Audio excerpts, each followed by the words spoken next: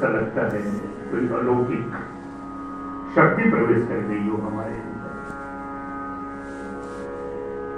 और क्यों न हो, संसार की सारी भाषाएं उठा के अगर आप देखेंगे, गुरु के जैसा शब्द कहीं नहीं है। गुरु अपने आप में इतना कुछ समेटे हुए है। हमारा जो गुरु शब्द है उसमें इतना समेटा हुआ है, वैसे परिकल्पना कहीं नहीं है। भू का मतलब अंधकार, रू का मतलब अंधकार को दूर करने वाला अप्रतिम शब्द है गुरु। तुलसीदास जी कहती हैं, भवानी शंकरो वंदे हम श्रद्धा विश्वास रूपिणों ये अभ्याम बिना पश्यन्ति सिद्धा स्वांत है स्तमेश्वर। प्रश्न यह है, ये गुरु वंदना है। तुलसीदास जी ने बड़े ही मार्मिक शब्दों में और सारगर्भ वाणी में इसका वर्णन किया है। भवानी शंकर को वंदना की है, तो भवानी क्या है? भवानी है श्रद्धा।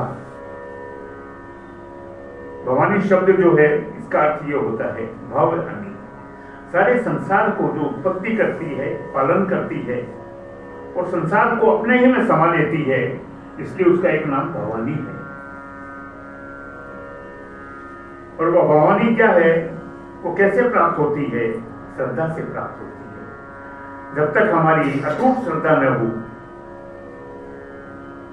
और श्रद्धा कब बनती है? जब पूर्ण विश्वास हो। तो शिव को विश्वास कहा गया है। शिव विश्वास का रूप है। हर जगह देखते हैं हम, रामायण में तो शिव के बारे में बड़ा सुंदर कहा गया है। शिव का कितना परम विश्वास है अपने इष्ट में, अपने इष्ट देव में। और भवानी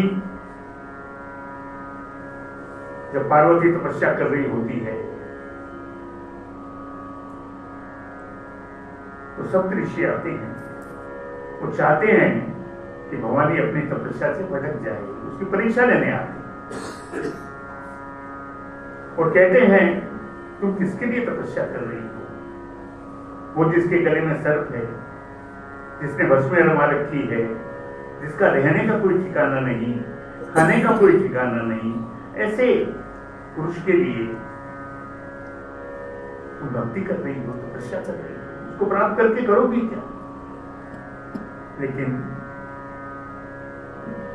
भवानी क्या कहती है, पार्वती क्या कहती है? नारद कहा सत्य मोहि जाना। मेरे गुरु ने जो कहा है मुझे, नारद जी ने, उन्होंने मुझे कहा है कि तुमको तपस्या करनी है, मैं तपस्या कर रही हूं। सब ऋषियों ने यह भी कहा कि विष्णु भी है, बड़े सुंदर हैं, 4 हाथ हैं, शंख चक्र गदा पद्म धारण किए हुए हैं, क्षीर सागर में रहते हैं। पार्वती कहती है, मुझे मेरे जो गुरु ने कहा है उससे ज्यादा मुझे कुछ नहीं चाहिए। मेरे गुरु ने जो कहा है वही सत्य है। संख्या आप 7 हो और गुरु मेरे अकेले थे, इसका मतलब मत आपका ज्यादा है, लेकिन मुझे मत से कोई संबंध नहीं, मुझे सत्य से संबंध है, और सत्य वही है जो मेरे गुरु नारद ने कहा है। ये गुरु की महिमा है। गुरु करता क्या है? गुरु कुछ भी नहीं करता। गुरु एक चेतना है, गुरु एक प्रकाश है, गुरु एक सुगंध है। गुरु के पास बैठ जाओ, फैलने लगती है, कुछ नहीं करना पड़ता, गुरु को कुछ देना नहीं पड़ता है। सुगंध से हम प्रभावित होने लगते हैं, हमें शक्ति का संचार होने लगता है, और हमारा जो अज्ञान है वो दूर होने लगता है, जीवन में प्रकाश होने लगता है। ये गुरु करता है। हनुमान चालीसा में बड़ी सुंदर बात कही है। हनुमान जी को गुरु रूप में स्वीकार करके तुलसीदास जी कहते हैं, बल बुद्धि विद्या देहूं मोहि हरहु क्लेश विकार। ये हनुमान जी, आप 3 चीज ले लो, 3 चीज मुझे दे दो, मुझे बल दे दो, बुद्धि दे दो और विद्या दे दो, और 11 चीज दे दो, तो हरहु क्लेश विकार। ये गुरु करता है। 5 क्लेश है हमारे जीवन में, उनका सबका हरण गुरु करता है। एक क्लेश है अविद्या, कि हम भ्रम की स्थिति में है, माया की स्थिति में है, हम उस परम तत्व से परिचित नहीं है, उस परम तत्व को हम नहीं जानते हैं। उसको जना देने का काम, उसको मिला देने का काम गुरु करता है। दूसरी स्थिति है अस्मिता। गुरु क्या करता है? हर व्यक्ति के अंदर अहंकार रहता ही है, किसी न किसी मात्रा में रहता है। गुरु क्या करता है? हमारे अहंकार को मिटा देता है और हमें यह बताता है, हमें समझाता है कि सारी हम भी उसी के अंश हैं। ये सारी मात्र आत्माएं एक ही रूप है। व्यक्ति शरीर से अलग अलग हो सकता है, अपने ज्ञान से अलग अलग हो सकता है, लेकिन आत्मा रूप में अगर वो है तो सिर्फ एक है। ये अस्मिता, इसको गुरु मिटाता है। तीसरा द्वेष। सबसे बड़ा दोष इसको माना गया है कि हम संसार में किसी से भी द्वेष करें।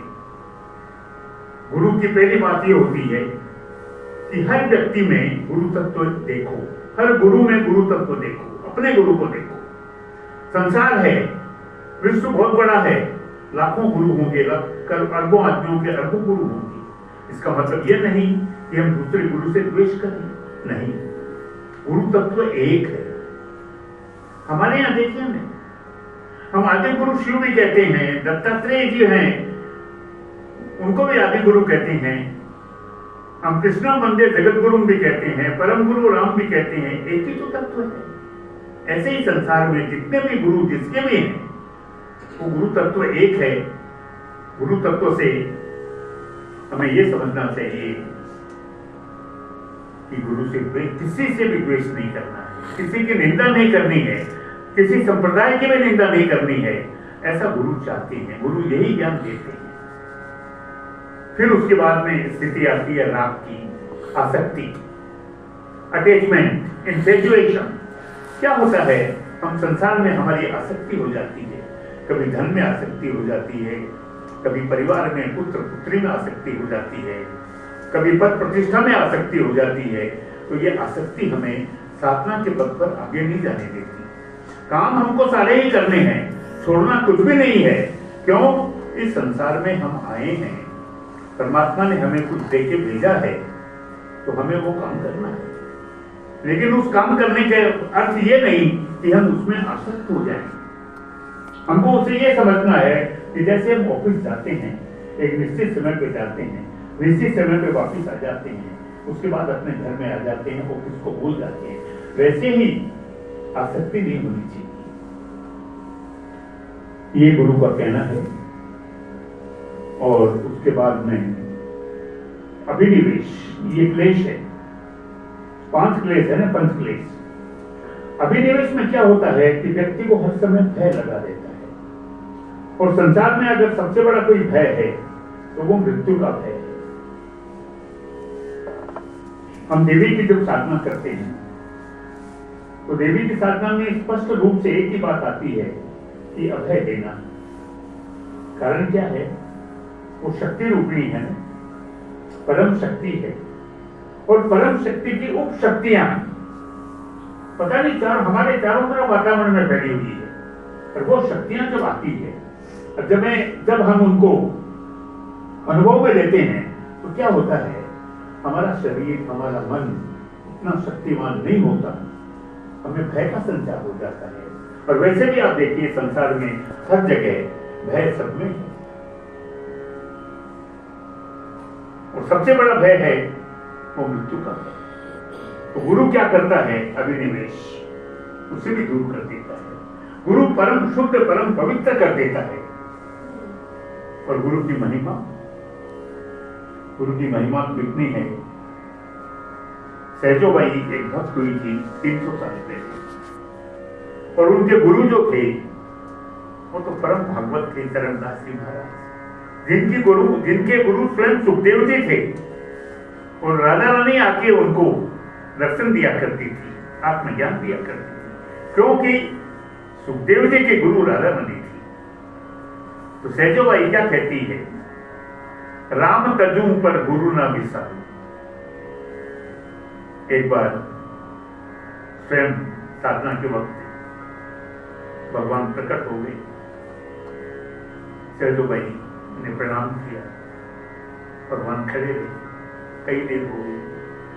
सेजो भाई से बोले, अरे भाई संसार के लिए मैं दुर्लभ हूं, तुम्हारे सामने आया हूं, मुझे घर में नहीं ले जाओगी, मुझे बैठने के लिए नहीं कहोगी? सेजो भाई बोली, आपको घर में नहीं ले जा सकती, बैठने के लिए नहीं कह सकती। क्यों? कि मेरे घर में सिर्फ एक ही आसन है, और वो आसन है मेरे गुरु का, उसमें मैं आपको नहीं बिठा सकती। भगवान कहते हैं मुझे कहीं भी बिठा दो, जमीन पे बिठा दो। फिर कहते हैं सेजो भाई से, कुछ मांग। सेजो भाई कहती है, मुझे कुछ नहीं मांगना, मेरे गुरु सर्वसमर्थ हैं, मुझे सब कुछ दे देते हैं। बोले नहीं, मेरा नियम है, मैं जिसको भी दर्शन देता हूं उसको कुछ न कुछ देके जाता हूं। सेजो भाई कहती है, आप मुझे क्या देंगे? मेरे गुरु ने आपको मेरी गोद में डाल दिया है, यानी आपसे बड़ा तो कोई नहीं है। मेरे गुरु ने तो आपको ही मेरे समक्ष लाके डाल दिया है, तो आप मुझे क्या देने वाले हैं? तो सेजो भाई का बड़ा सुंदर भजन है, सब संत लोग गाते हैं, राम तजू पर गुरु ना विसारूं, मैं राम को छोड़ सकता हूं, गुरु को नहीं छोड़ सकता। हरि गुरु के सम हरि को न निहारूं, गुरु के समान हरि को भी नहीं देखती हूं। और कारण क्या? हरि ने जन्म दियो जग माही। आपने क्या किया? मुझे इस संसार में जन्म दिया है, इस माया में मुझे भेजा है, जहां सब तरह के सुख हैं, सुख भी हैं, दुख भी हैं, सारे झंझावात हैं, जहां मैं साधना से भी विमुख हो जाता हूं, संसार की माया में लग जाता हूं। आपने मुझे यहां भेजा है। और गुरु क्या करता है? गुरु ने आवागमन मिटा दी। अरे गुरु तो आवागमन ही मिटा देता है, मुक्ति देता है, मोक्ष देता है, तो गुरु की क्या बात है? गुरु की बड़ी महिमा है, गुरु महान है। आज गुरु पूर्णिमा ये समझिए हम आज ही मना रहे हैं, 10 जुलाई तिथि। गुरु का एक और आख्यान, गुरु बड़े कोमल हृदय होते हैं, गुरु के मन में किसी के प्रति द्वेष नहीं होता। और एक सबसे बड़ी बात, शिष्य के प्रति शिष्य का भाव न हो, शिष्य उनके प्रति गलती भी कर जाए, लेकिन गुरु अपने शिष्य को पतन नहीं देता। एक बार अगर हाथ संभाल लिया तो गुरु ये चाहता है कि ये मेरे समकक्ष हो जाए, ये मुक्ति को प्राप्त हो जाए, परम तत्व को प्राप्त हो जाए। एक बड़ी सुंदर कथा है रामचरितमानस में, काकभूषण जी की। काकभूषण जी पहले कौवे के रूप में नहीं थे, उसकी एक अलग कथा है। अयोध्या में थे, बालक के रूप में थे। राम जी के घर में जहां राम नाम की महिमा होती थी, वहां उनका जन्म हुआ था। स्थिति ऐसी बनी कि अयोध्या में बड़ा अकाल पड़ा, लोग पलायन करने पड़े। तो इस बालक के मन में भी ऐसा आया कि राम जी को त्रिलोकी का राजा कहते हैं, और उनके यहाँ लोग भूखे मर रहे हैं, अकाल पड़ा है, काहे का राम? तो जैसे लोग जा रहे थे वैसे वो भी चल दिए। अब उसे ये समझ में नहीं आया कि परमात्मा की लीलाएं हैं, ये प्रकृति है। यहाँ तो सब कुछ होता रहा है, अंधेरा भी होता है, सूर्य भी निकलता है, तो चंद्रमा भी निकलता है, दिन भी होता है, तो रात्रि भी होती है। वो बालक उज्जैन पहुंच गया। उज्जैन का मौसम बड़ा सुहावना था सबके साथ।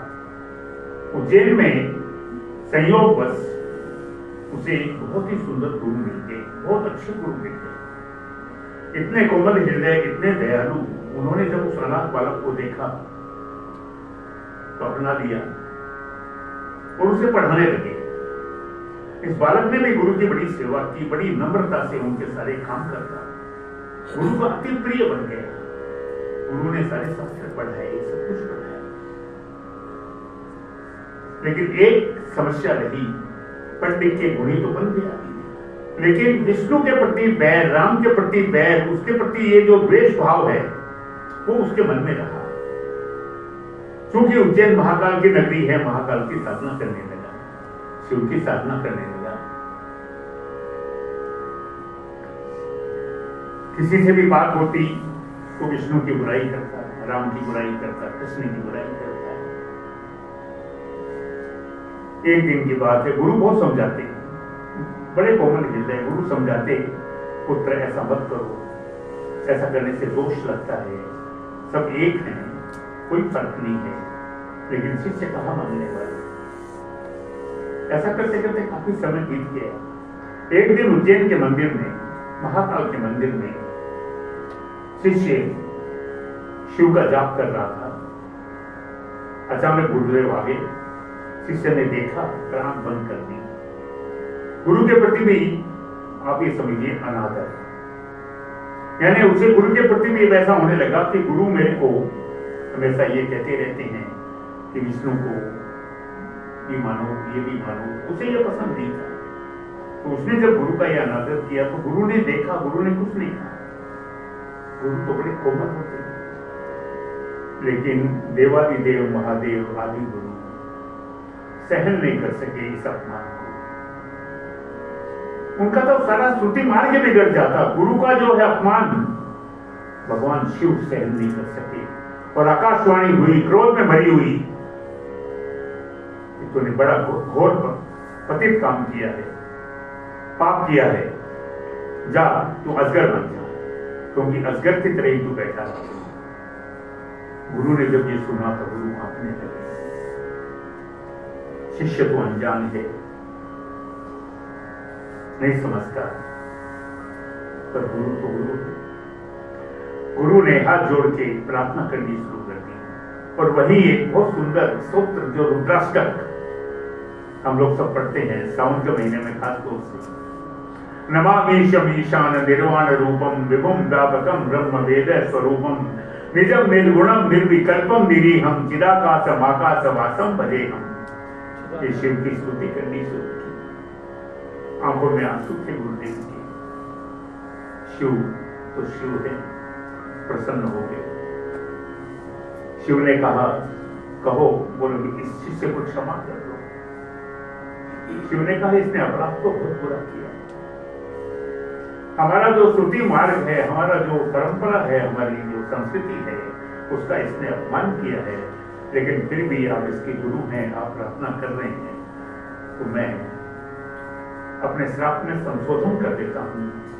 और वो संशोधन कि 1000 वर्ष तक तो जन्म ले रहेगा, लेकिन ये जो भी चाहे, जब भी चाहे अपनी योनि त्याग सकता है, दूसरा जन्म ले सकता है। और सबसे बड़ी बात यह है कि इसे अपना पूरा हर जन्म याद रहेगा। और साथ ही साथ जन्म और मरण में जो कष्ट होता है, जन्म भी आसान नहीं होता, 9 महीने का कष्ट दूरदर्शियों ने, संतों ने बयान किया है, ऋषियों ने। वैसे ही मरण का भी कष्ट होता है। तो बोले ये कष्ट भी इसे नहीं व्यापेगा। ये गुरु की महिमा है। और काकभूषुंडी जी जब गरुड़ जी से बात करते हैं, उन्हें राम का प्रभाव बताते हैं, तो कहते हैं गरुड़ जी, मुझे सब तरह से आनंद है, सब कुछ मिल गया मुझे, लेकिन एक पीड़ा मुझे जो है आज भी है, और वो मुझे बहुत दुखी करती है। और वो पीड़ा ये है कि मैंने इतने मेरे गुणी, कोमल, दयालु, करुणा निधान गुरु का मैंने अपमान किया। वो पीड़ा मेरे हृदय में आज तक है। काकभूषुंडी जी अमर है आज भी। ये गुरु की महिमा है, गुरु का प्रताप है। गुरु के बारे में तो ऐसे कहते हैं,